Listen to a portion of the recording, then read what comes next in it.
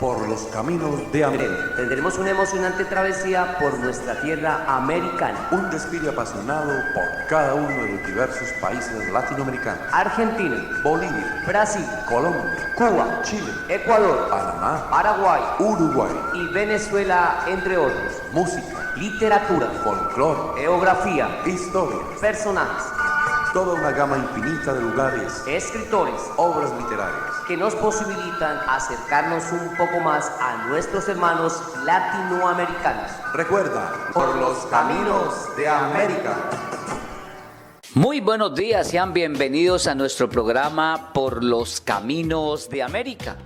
El programa que se emite todos los sábados en el horario de 10 a 11 de la mañana, Dial de Juventud Estéreo 104.7, emisora comunitaria que siempre estará de moda.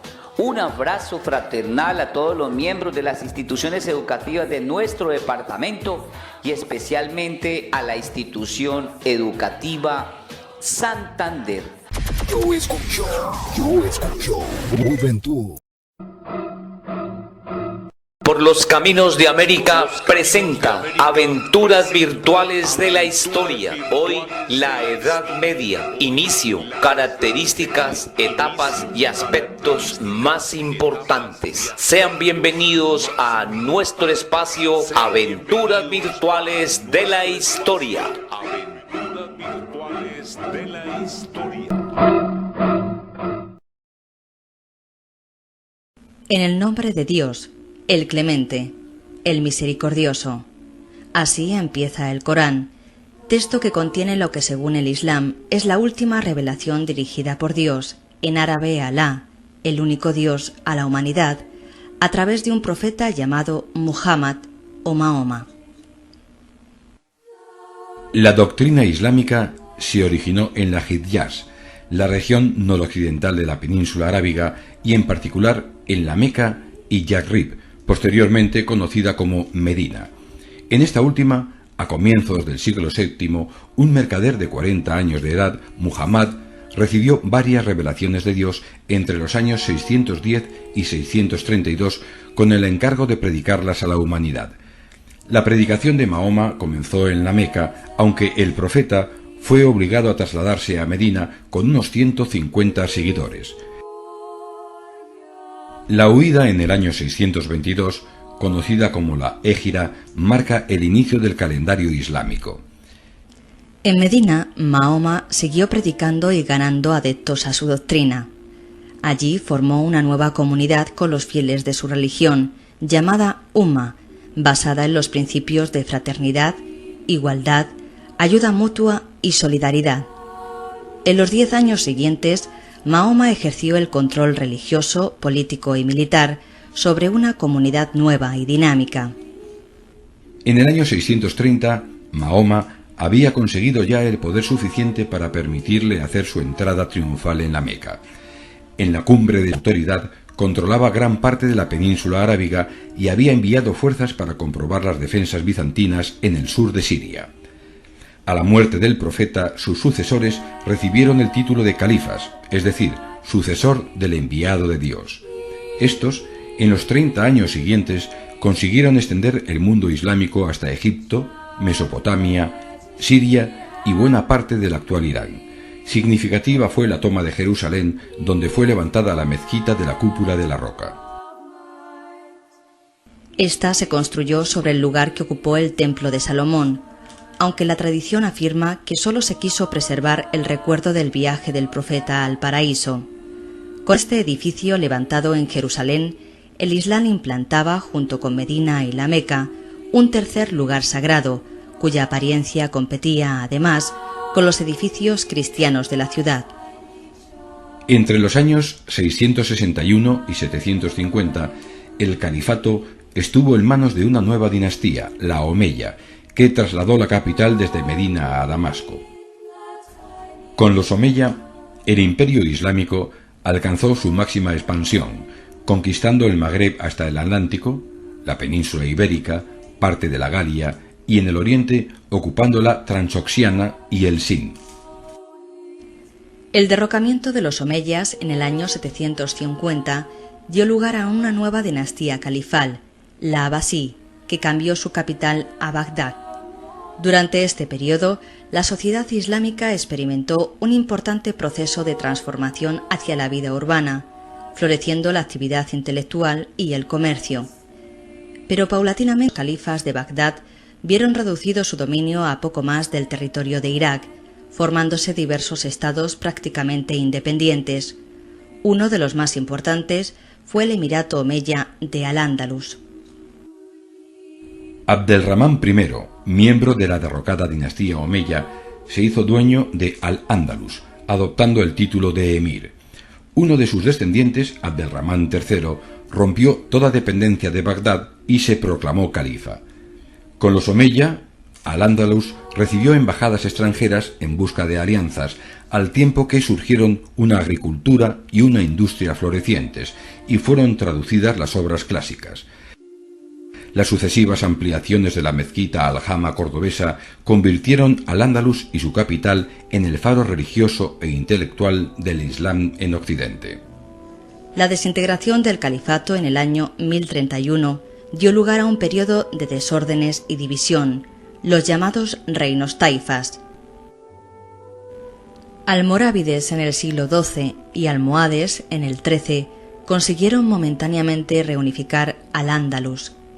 Sin embargo, al final solo sobrevivió un pequeño reino nazarí de Granada, que pasó a manos de la cristiandad en 1492.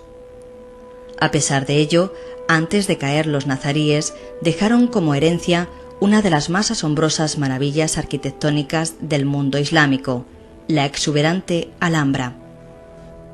A pesar del fraccionamiento político, hacia 1250 continúa la expansión del Islam, extendiéndose por el sur del Magreb, la costa oriental africana, Anatolia, zonas de Asia Central y la India.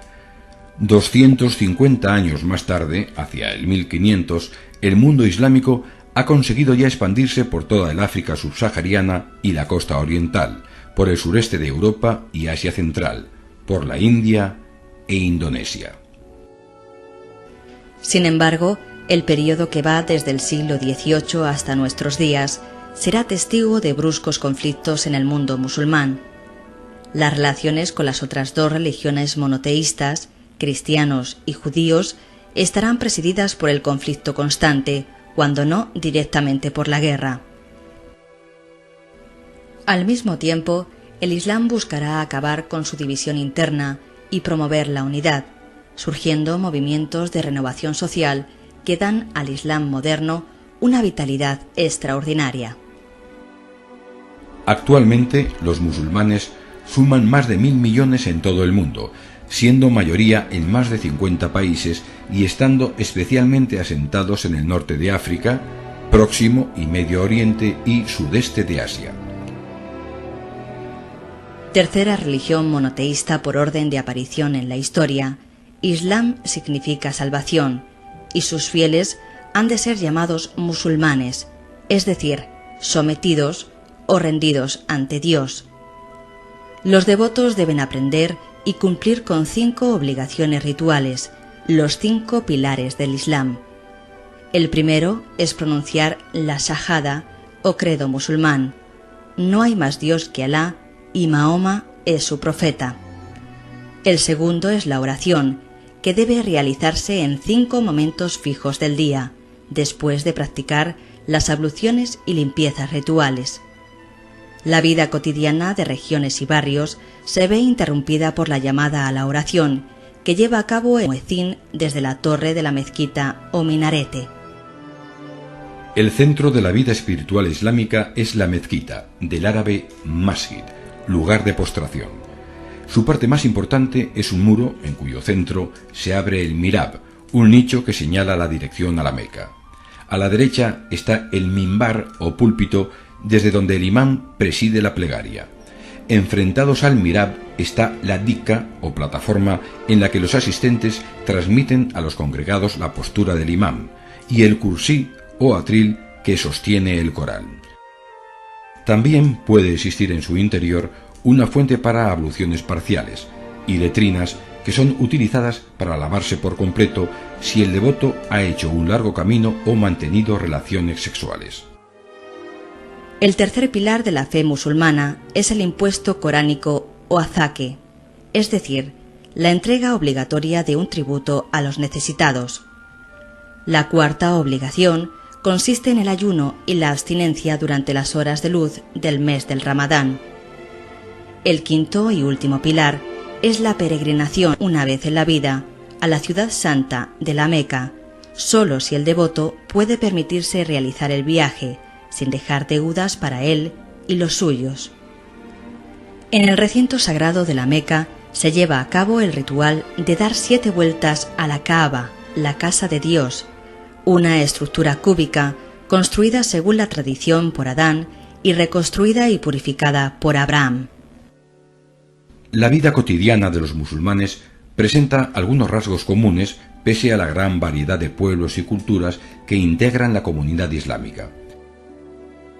Uno de ellos es la vivienda, en la que las prescripciones islámicas sobre la reclusión de las mujeres y el papel central de la familia hacen de la casa un espacio cerrado al exterior. Muros blancos y sobrios apenas son rotos por ventanas cubiertas por celosías de madera que permiten ver la calle desde el interior, pero lo ocultan a las miradas indiscretas. El baño público o hammam es uno de los centros principales de la vida social. Actividad de carácter ritual, la higiene del cuerpo es considerada un acto de purificación religiosa. Sin embargo, el baño es también un lugar de reunión, de descanso y de relación.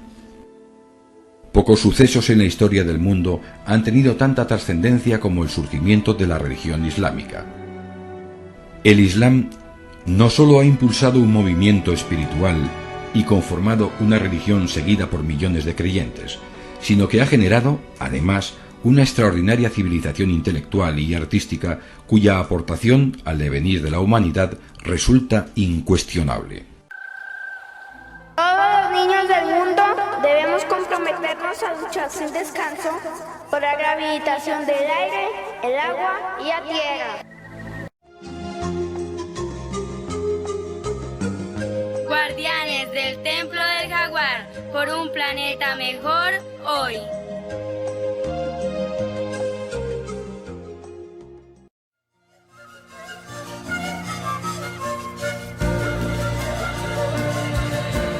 Laudato Si. Laudato Si. El cuidado de la casa común. Alabado seas. Alabado seas. Capítulo 13. Hermano Mono. Bendiciones y paz para quienes me escuchan. Soy Francisco, el de Asís, el que ha recibido del Papa de Roma una misión muy especial. Conocer qué podemos hacer por la tierra, por nuestra casa común, antes de que sea demasiado tarde. En estos días he visitado lugares hermosos que invitan a alabar a mi Dios. Paisajes tan distintos a los del pueblo donde nací. ¡Ay, está amaneciendo! Y en esta selva a la que he llegado, en un país que se llama Colombia, ya están alabando a Dios, con un escándalo ensordecedor. Unas desconocidas criaturas negras que veo allá arriba en los árboles. ¿Quiénes serán? Soy yo, ¿Tú? ¿Y quién eres tú? una de esas criaturas. Pero, ¿quién eres? Pareces un niño. No soy un niño, soy un mono. ¿Un mono? Déjame ver tus manos. Pero son como las de un niño pequeño. ¡Ay! Te agarras de mi dedo como hacen las criaturas recién nacidas. Y tus orejas son iguales a las mías. ¡Ay! Alabado seas, mi Dios, por esta criatura jamás vista por mis ojos. En ella me veo como en un espejo. Ayúdame tú, Señor, ayúdame. ¿Pero qué te ocurre? Mataron a mi mamá. ¿Tu mamá? ¿Pero quién hizo esa fechoría? Cazadores, sonaron tiros. Piu, piu. Mataron a mi mamá. por qué lo hicieron? El jefe dice que por gusto. Tengo hambre. ¿Y quién es tu jefe? ¿Quiénes son ustedes? Yo. ¡Hey! Yo te voy a explicar. No. Yo te explicaré quiénes somos. Él es el jefe. Bajaste tan ágilmente de esos árboles altísimos que no te sentí llegar. Esta criatura es demasiado pequeña para explicarte lo que pasó. ¿Pero qué pasó? Además, ahora es huérfano y está muy triste. Ay. Sí, es lo que me dijo. Bueno, en fin. Te escucho, jefe. He sabido que tú también fuiste jefe de una familia de hombres vestidos con esos ropajes oscuros que llevas encima. ¿No es cierto? Sí, así es. ¿No fuiste el jefe de ellos? Franciscanos les decía. Les decían y les dicen. Pero, ¿cómo sabes tú eso? Somos inteligentes. Los animales más inteligentes de la casa común somos los monos. Parientes nuestros, entonces. Gracias, Francisco. Somos familia. Pues claro que somos familia. Y ahora te cuento. Dime. Somos monos aulladores. Vivimos en comunidad. Hacemos casa en los árboles. Comemos fruta y semillas. Y no atacamos a nadie. Pero los humanos nos atacan. ¿Por qué? A la madre de esta criatura. La mataron hace poco. Pero ¿y ustedes qué hicieron? No somos guerreros. Somos gente de paz. Como tú. Aullamos más fuerte. Le tiramos ramas y palos y más palos a esos hombres que disparaban. Pero eso no hace daño a nadie. Y es así como nos defendemos. ¿Qué más podíamos hacer? Escucha. Sí, estoy escuchando. Todavía andan por ahí esos criminales. Ay. ¡Corre, Francisco! Con esa ropa que llevas te pueden confundir con uno de nosotros. Sí, salgamos de aquí. Vamos ¡Corre! por este atajo. Vamos. Llévate tú a este huérfano. Yo lo llevo, no te preocupes, vamos. Vamos. ¿Por qué? Tienes buena puntería, parcero Villave. Ya le dimos de esa mona grande, pero apostamos a matar media docena. ¿Por dónde se han escapado esas bestias? ¿Por dónde? ¡Vamos!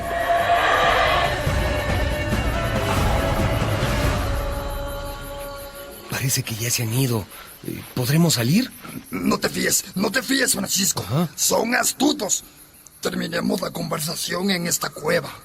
Bueno. Tengo hambre. Pero dime, jefe, ¿por qué los matan? Por esa codicia de la que me han hablado en estos días. Algunos lo hacen por el cochino dinero. El cochino dinero. Otros por puro gusto, como te dijo esta criatura. Por diversión. También separan a las familias y nos venden a los turistas, a los circos, a los zoológicos, para experimentos. ¡Qué barbaridad! Es triste, hermano Francisco, pero no es lo más grave. ¿Pero qué puede ser más grave que divertirse matando? Lo más grave para nuestra vida es que los humanos están talando árboles y acabando con los bosques, arrasando selvas para abrir carreteras. No nos respetan, se creen los dueños del mundo. Bueno, ya lo dice el Papa Francisco en esa carta que ha escrito. No somos dueños y señores, somos administradores de la casa común, guardianes. Pues pésimos guardianes han salido.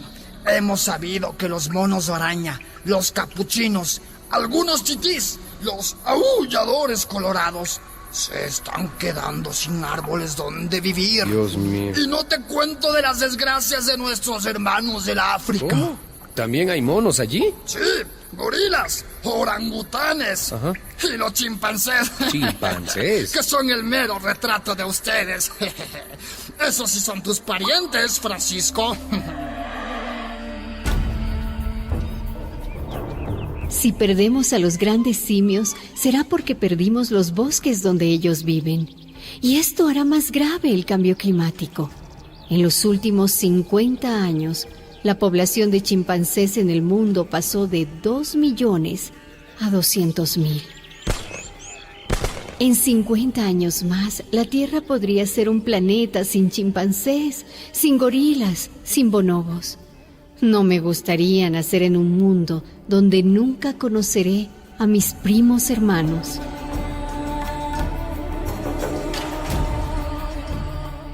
Cuando Caín mató a Abel, Dios le reclamó. ¿Qué hiciste con tu hermano?, le dijo. También Dios nos pedirá cuenta de lo que hicimos con ustedes. Con nosotros y con tantos animales a los que les destruyen su hogar. Mataron a mi mamá. Ven conmigo, pequeño, ven conmigo. Ay, ay. Ah, pícaro, me estás orinando. No es picardía, Francisco. Es cariño. ¿Cómo que cariño? Este pequeño está marcando con su orín ese ropaje oscuro que llevas. ¿Así? Cuando vuelvas por esta selva, en ese aroma, él te reconocerá como su amigo. Sabrá quién eres. Entonces, alabado seas mi Dios por este pequeño hermano mío y por todos los hermanos monos, creados por ti a nuestra imagen y semejanza. Amén. Dice el Papa Francisco en su encíclica Laudato Si, alabado seas. El corazón es uno solo, y la misma miseria que lleva a maltratar a un animal no tarda en manifestarse en la relación con las demás personas. Cada año desaparecen miles de especies que nuestros hijos ya no podrán ver, perdidas para siempre, por nuestra causa. Miles de especies ya no darán gloria a Dios con su existencia, ni podrán comunicarnos su propio mensaje. No tenemos derecho. La crisis ecológica, junto con la destrucción de buena parte de la biodiversidad,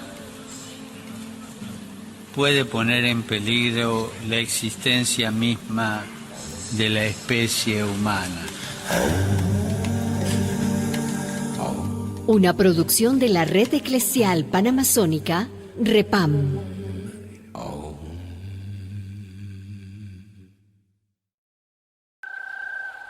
Todos los niños del mundo debemos comprometernos a luchar sin descanso por la rehabilitación del aire, el agua y la tierra. Serie 10 escritores latinoamericanos y su tiempo.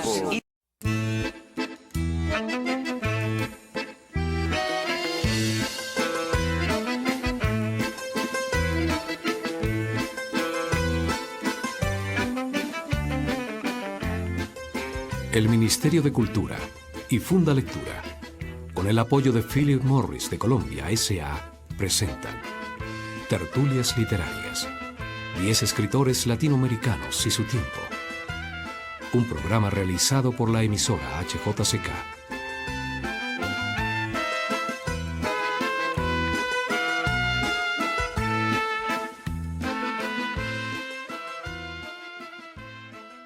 La mejor biografía de un escritor es la biografía de sus libros.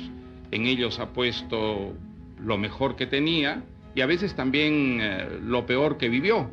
Uno escribe a partir de las experiencias que más lo han marcado y esas experiencias muchas veces no son las mejores sino las peores. Al mismo tiempo, detrás de cada libro pues hay por supuesto dolores de cabeza, pero también inmensas satisfacciones.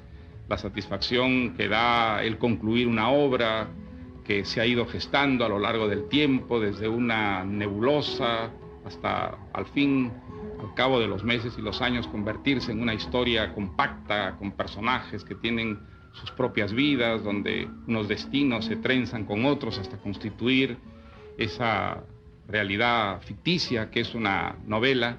Quien así define la labor de un escritor es Mario Vargas Llosa, el brillante escritor peruano en cuya compañía haremos un recorrido por su vida y obra.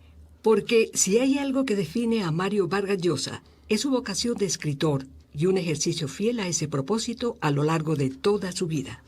Una vocación que, como confiesa en sus memorias, El pez en el agua, nació casi como una rebelión contra la autoridad paterna y pronto se convirtió en la temprana certeza de que su destino estaba marcado por el ritmo del tableteo de una máquina de escribir. Pero no nos adelantemos a los acontecimientos. Mejor comencemos por referirnos a sus primeros años de infancia. Jorge Mario Pedro Vargas Llosa nació el domingo 28 de marzo de 1936 en la ciudad peruana de Arequipa.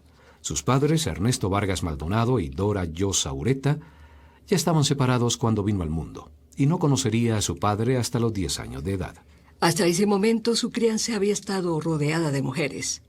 Fue un niño sumamente travieso, engreído, mimado e inocente. ¿Acaso esa ausencia paterna marcaría de manera definitiva la obra del escritor, que un año después de conocer a su padre se mudó a Cochabamba, Bolivia, en donde pasó los siguientes 9 años de su vida?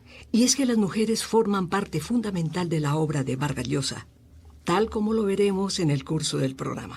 Pero dejemos que sea él mismo quien confirme esta apreciación. Bueno, la verdad que uno no es consciente así al detalle de su propio mundo novelesco, ¿no? Las mujeres pues están muy presentes en mi vida y se supondría que deberían estar muy presentes también en mis novelas, ¿no? Creo que en todas mis novelas hay mujeres y algunas en papeles muy importantes. Ciertamente en La Casa Verde, en Conversación en la Catedral sin ninguna duda, en Pantaleón y las Visitadoras, pues creo que las mujeres son no solamente más numerosas, sino probablemente más importantes que los hombres. No sé, no acepto la premisa esa de que las mujeres sean personajes muy secundarios en mis novelas. Creo que no es exacto eso. Ahora, quizá pues como yo escribo novelas que se pueden llamar realistas, el tipo de sociedades en las que están situadas mis novelas son sociedades que se pueden llamar machistas, sociedades en las que la vida gira un poco en torno al hombre, ¿no?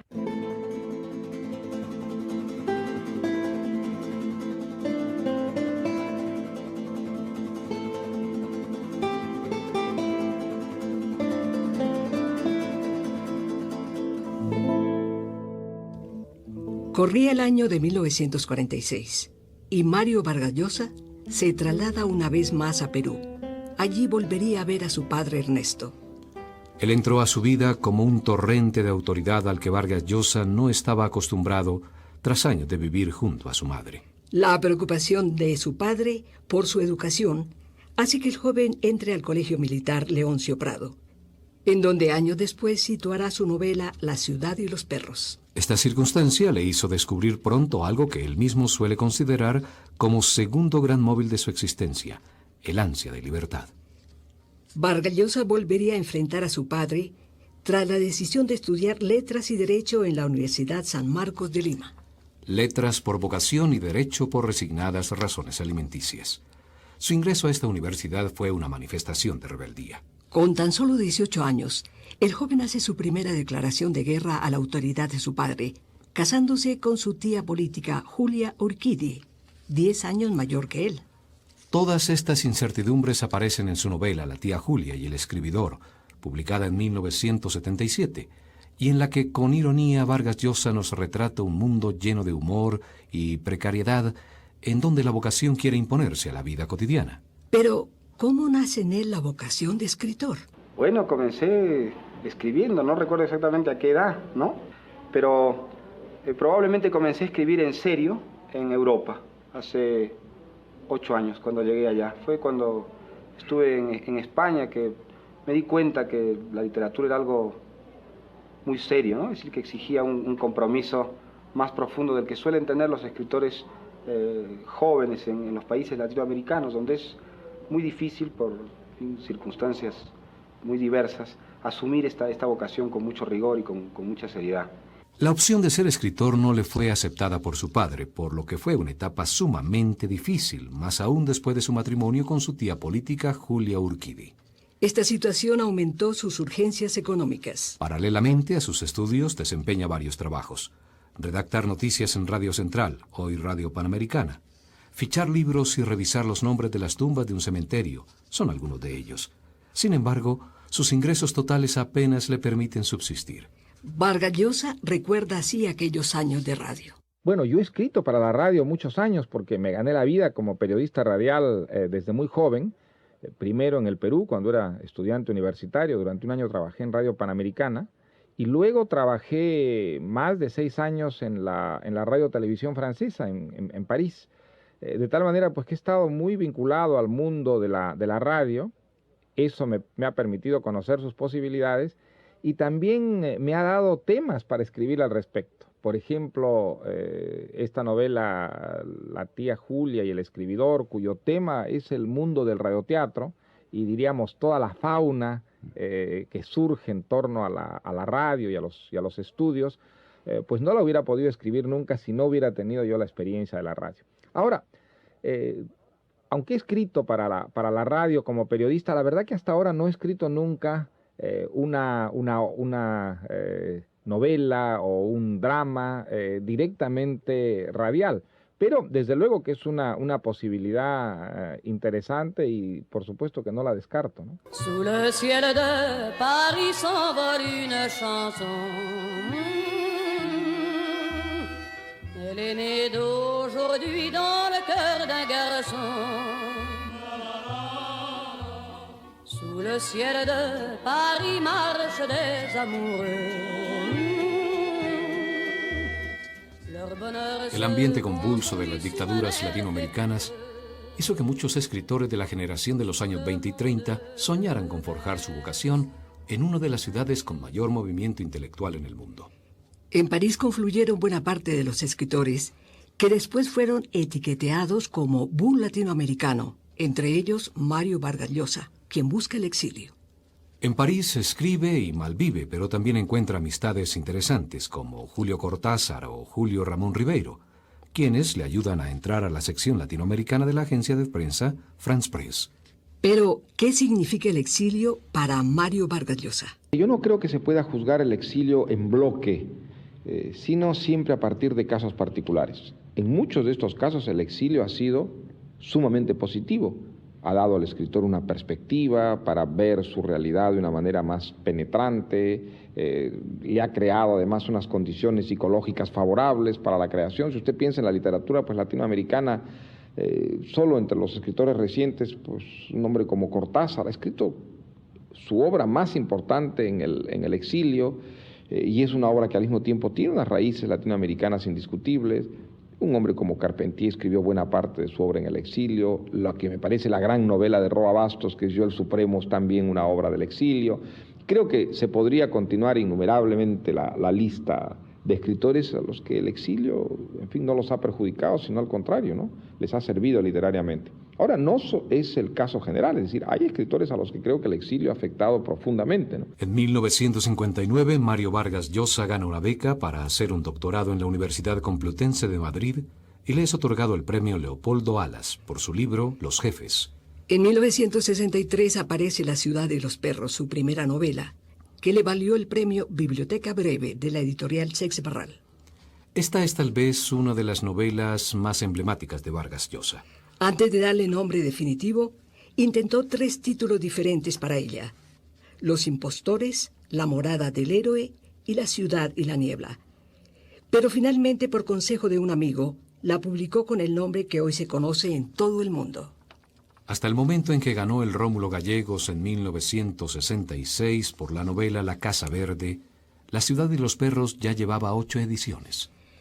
Pero, ¿cómo vivió él aquellos momentos de gloria? Yo jamás imaginé que mi libro alcanzaría una difusión así. Yo partía de la experiencia de los escritores peruanos, ¿no? Que siempre han tenido grandes problemas, no para ser leídos, sino para poder ser editados, ¿no? La mayor parte han tenido que editarse sus libros de sus propios bolsillos. Entonces, en realidad, el primer sorprendido con lo que ha ocurrido con mis libros soy yo mismo.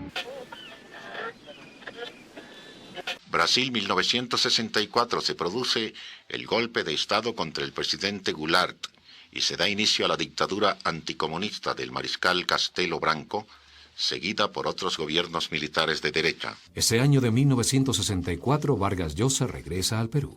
Se divorcia de su tía política Julia Urquidi e inicia la investigación para su segunda novela, La Casa Verde.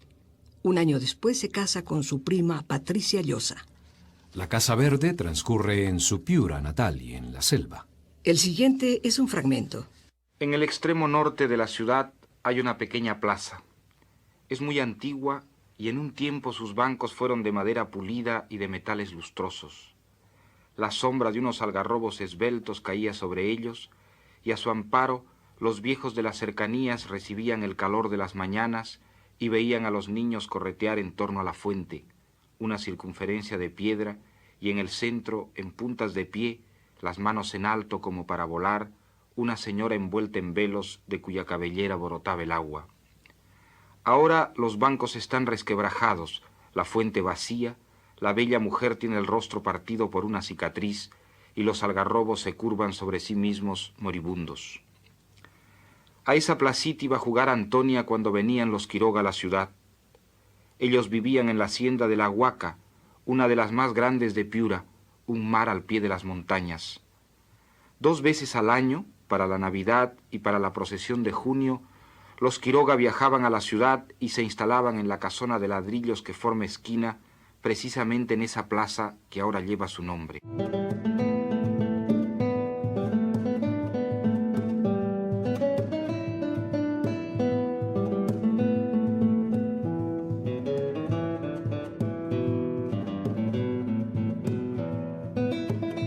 En 1969 publica Conversación en la Catedral, cuyo tema son los oscuros años de la dictadura de Manuel A. Odría, en el período comprendido entre 1948 y 1956. En esta obra, Vargas Llosa intenta un vasto análisis de los círculos del poder, el mundillo del periodismo amarillo y los cabarets de mala muerte. Es un libro que me costó muchísimo escribir y al mismo tiempo por eso quizá es el libro que más satisfacción me produce haber escrito. Es una novela que parte también de una experiencia personal, la de una dictadura, el llamado Ochenio, los 8 años que duró la dictadura militar del general Odría, un periodo que fue fundamental para los peruanos de mi generación, que en esos años pues pasamos de ser niños a ser jóvenes, a ser hombres, y que vivimos esta transición bajo un régimen muy particular. Fue una dictadura de las típicas latinoamericanas, tal vez menos violenta que otras de las dictaduras sangrientas de esa época, como la de Trujillo, la de Somoza, pero una dictadura profundamente corrupta, una dictadura que corrompió, yo creo, todas las instituciones, todos los niveles de la vida peruana, que a partir de ese centro corruptor que era el poder político, algo se envileció, se degradó en la experiencia de toda una sociedad. En 1971, Vargas Llosa obtiene el doctorado en Letras en la Universidad Complutense de Madrid con su tesis García Márquez, Historia de un deicidio, que fue publicada por la editorial Barral en noviembre de ese año y que es considerado su primer libro ensayístico. Más adelante dirá que esta tesis fue el origen de la novela Pantaleón y las visitadoras, que supone un giro en su obra narrativa.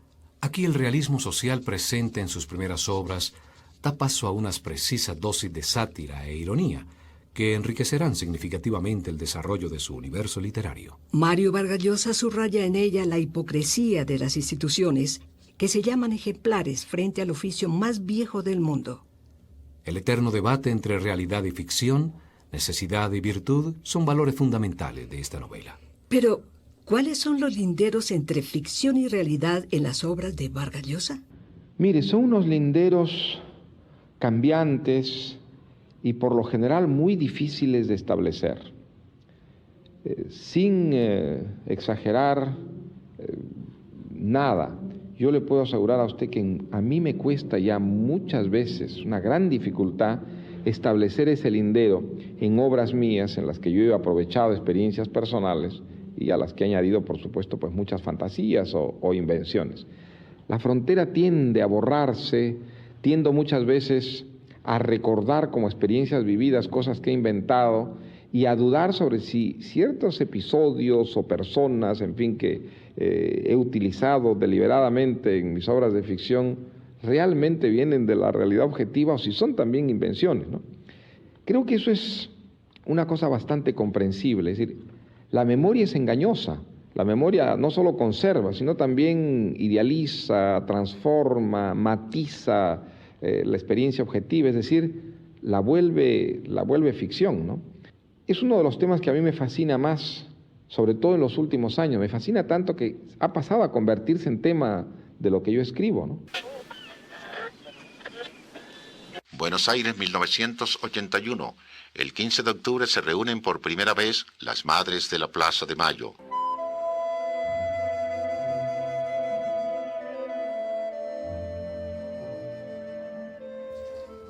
En el curso del año 1981, Vargas Llosa publica la novela La Guerra del Fin del Mundo, con la que gana en 1985 el premio Ritz Paris Hemingway en Francia. La Guerra del Fin del Mundo es una recreación de un episodio real ocurrido en las postrimerías del siglo XIX en el noroeste brasileño conocido como la Rebelión de Canudos. Los rebeldes eran gente pobre reunidos en torno a la figura de un misterioso y extraño personaje, el consejero, suerte de conductor guía y maestro de estos desposeídos. La Guerra del Fin del Mundo es una novela distinta. ¿Por qué? Bueno, La Guerra se diferencia de mis otras novelas, primeramente en que es un libro que no está situado en el Perú y cuyos personajes no son peruanos. Yo nunca pensé que escribiría una novela de tema no peruano. No porque crea que un escritor tiene la obligación de escribir solo sobre su país, sino porque en mi caso, pues siempre una novela ha sido una fabulación a partir de experiencias personales, ¿no? Siempre han sido la materia prima de mi trabajo, algunas experiencias vividas o oídas y en todo caso, en fin, vinculadas a mi propia realidad. Ahora, en el caso de La Guerra, pues me ocurrió simplemente que un buen día encontré un tema que a mí me resultó fascinante y en el que de cierta forma me pareció encontrar algo que andaba buscando sin saber, ¿no?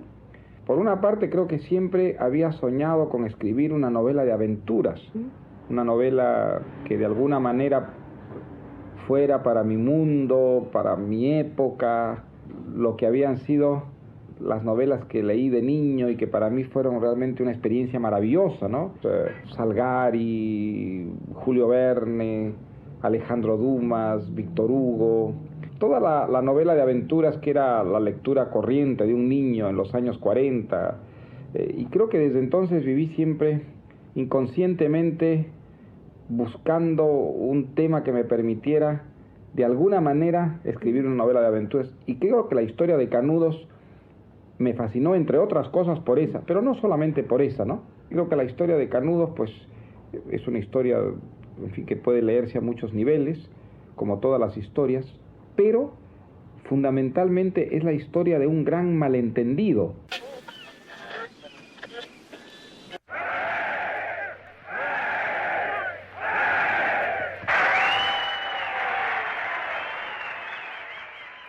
Uruguay 1983. El 27 de noviembre se produce la mayor manifestación en la historia de ese país.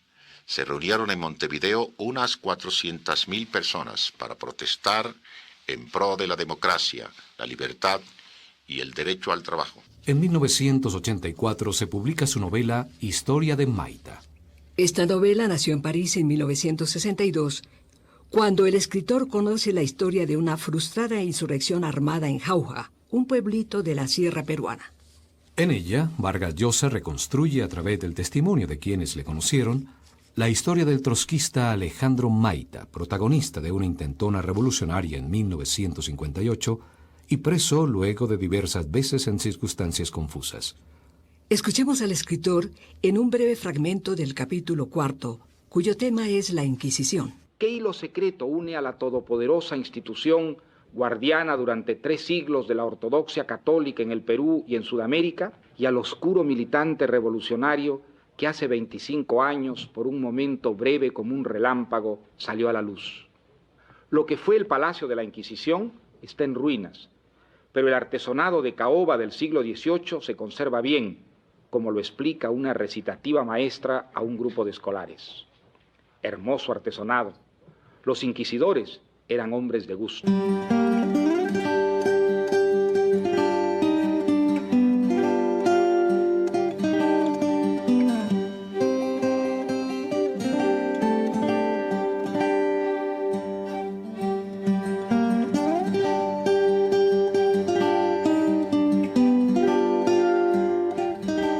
En 1988 publica su novela Elogio de la madrastra, novela en la que incursiona en la escritura erótica y donde sus personajes viven en un ambiente de aparente armonía, pero siempre cayendo en el juego de la apariencia. Efectivamente, porque escribí el elogio de la madrastra Un proyecto que nació, dicho sea de paso, como un experimento a 4 manos con Fernando de Cislo, este gran pintor y amigo muy querido, con el que habíamos concebido la idea de un libro que yo escribiría y que él pintaría, en el que literatura y pintura se inseminarían recíprocamente. Bueno, un proyecto que no llegó a funcionar, pero que a mí me dejó la tentación de escribir una historia en la que los cuadros fueran como personajes, como protagonistas. Sí, yo escribí esa novela cuando empezaba una aventura política en la que yo sabía que pues la literatura, mi vocación, el trabajo intelectual iban a quedar muy marginados. Y entonces El elogio de la madrastra fue escrito como una gran compensación. Casi huida, ¿no? Sí, una huida de lo que era un trabajo pues absorbente, totalmente dependiente de la actualidad y de los otros, en el que no había vida privada, en el que no había ninguna intimidad. Y entonces las horas que yo podía dedicar a la fantasía, a esa intimidad tan secreta, que es la de los sueños eróticos, la de las fantasías eróticas, fue también como una liberación. En el año de 1993, Vargas Llosa publica la novela Lituma en los Andes, con la que obtiene el Premio Planeta en Barcelona. Al siguiente año es elegido miembro de la Real Academia Española de la Lengua y en 1997 se publica su novela Los cuadernos de don Rigoberto, para cuya presentación viaja a Buenos Aires, Bogotá, Cartagena, Lima, Madrid y Roma. En esta novela se adentra por los senderos del erotismo con dosis de humor y deseos ocultos. Pero también desempeñan papel fundamental las artes plásticas, tal como lo expresa el escritor. La pintura es, en cierta forma, el protagonista de los cuadernos de don Rigoberto, no solo porque Fonchito pues, se identifica con un pintor austriaco, expresionista, Egon Schiele, cuya obra conoce de memoria, cuya vida quiere de alguna manera reproducir en la suya propia, sino porque también don Rigoberto, que es un gran aficionado a la pintura, utiliza a pintores clásicos o contemporáneos como material de trabajo para sus fantasías, para sus sueños. Las artes en general tienen una importancia muy grande en ese mundo de fantasía, de imaginación que crea don Rigoberto, pero entre las artes fundamentalmente la pintura porque es el arte que él prefiere. Luego de la experiencia de Los cuadernos de don Rigoberto, en el año 2000 Vargas Llosa publica La fiesta del chivo, novela que retoma el tema de las dictaduras en América Latina.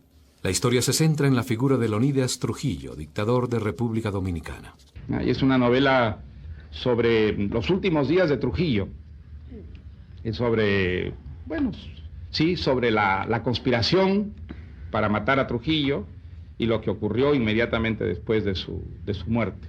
Es un viejo tema que me daba vueltas en la cabeza desde el año 1975, en que yo estuve 8 meses en la República Dominicana, y allí pues escuché muchas historias y leí también muchas cosas sobre la dictadura de Trujillo. Y ese episodio final, la conjura para asesinarlo y lo que fue, digamos, el hecho mismo y su corolario, a mí me impresionó tremendamente, y desde entonces estuve con este proyecto allí, hasta que finalmente hace un par de años comencé a materializarlo. Mataron al chivo en la carretera, mataron al chivo en la carretera, déjenmelo ver, déjenmelo ver, déjenmelo ver, mataron al chivo y no me lo dejaron ver. El 2002 fue un año que Vargas Llosa dedica a la investigación y trabajo de su novela El paraíso en la otra esquina. Aquí recrea la vida de Flora Tristán, una mujer que representó las luchas emancipadoras y feministas del siglo XIX. En El paraíso en la otra esquina, también rebusca en los sueños de su nieto, el pintor Paul Gauguin, que anheló la libertad lejos de los aires de la civilización. Mi intención, desde luego, no fue escribir un ensayo, fue contar una historia, mostrar el desarrollo de 2 destinos, el de Flora Tristán y el de Paul Gauguin, dentro de un contexto, en el caso de Flora, pues más bien político, y en el caso de Gauguin, artístico, pero indudablemente lo que ellos hicieron, lo que ellos representan, las razones que guiaron sus vidas, sí tienen que ver fundamentalmente con unas ideas, unos sistemas de valores, y eso desde luego está presente también en la novela, ¿no?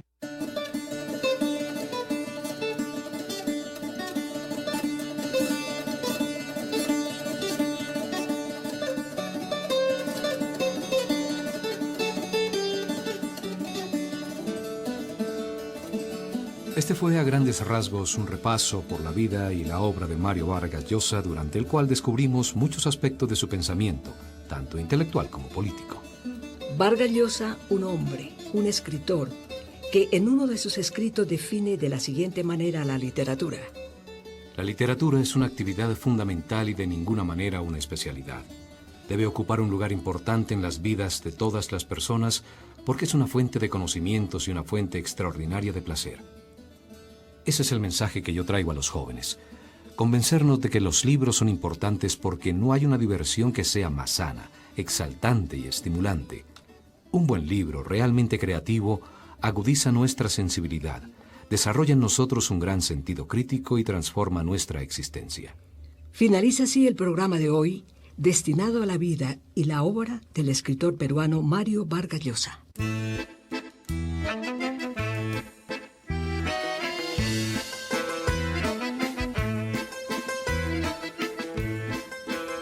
Tertulias Literarias es un programa de promoción de lectura del Plan Nacional de Lectura y Bibliotecas.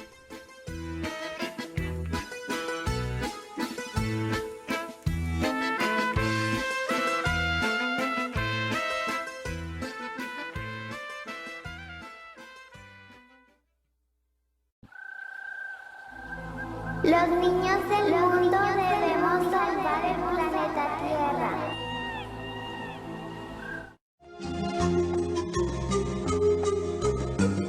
Guardianes del Templo del Jaguar, por un planeta mejor hoy.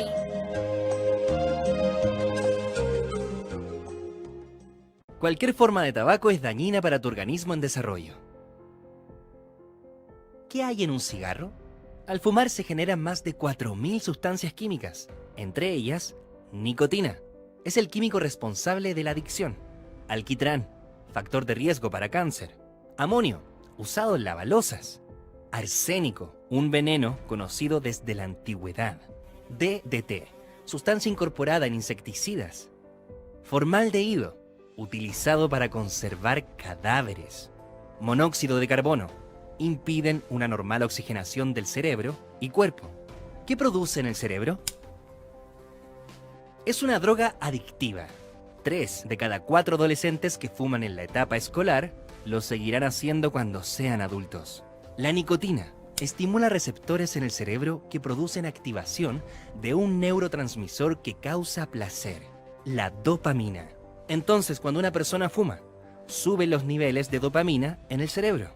El cerebro se acostumbra a una dosis de nicotina y al tratar de dejarlo es muy difícil. Ya se transforma en una adicción. Mientras menor es la edad a la que se inicia el consumo de tabaco, mayor es el riesgo de que el cerebro se haga adicto. ¿Qué produce en el organismo? Problemas cardiovasculares, infarto, efisema pulmonar, asma, accidente cerebrovascular. Altera el proceso de cicatrización de una herida. Aumenta el riesgo de infecciones respiratorias. Puede producir cáncer de pulmón, laringe, nariz, garganta, esófago, estómago, vejiga, colon y recto. Produce arrugas en la piel, enfermedades de dientes y encías.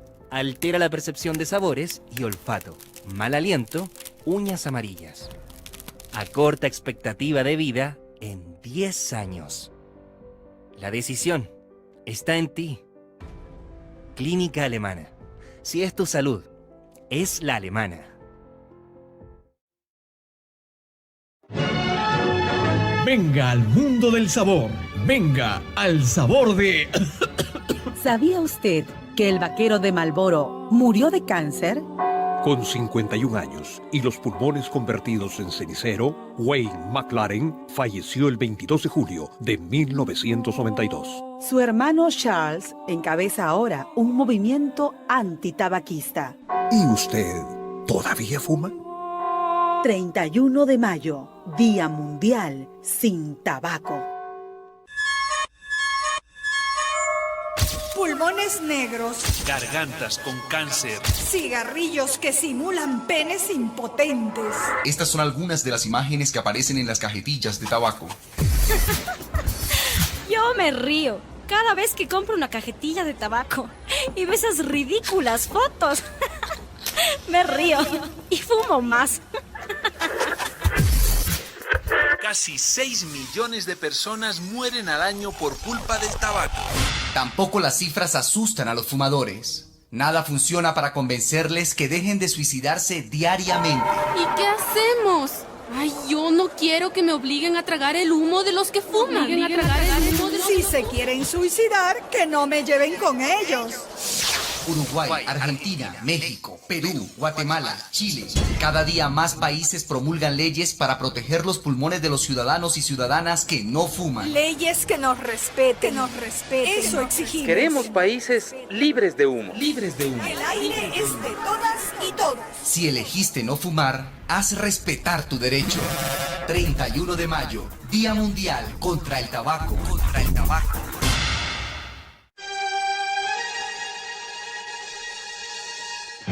Sí, lo confieso. Soy un asesino. Un asesino en serie. He matado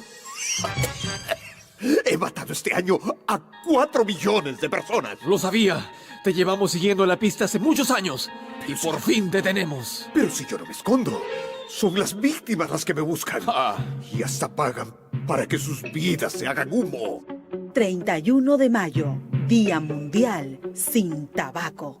Y de esta manera hemos llegado al final de nuestro programa Por los Caminos de América.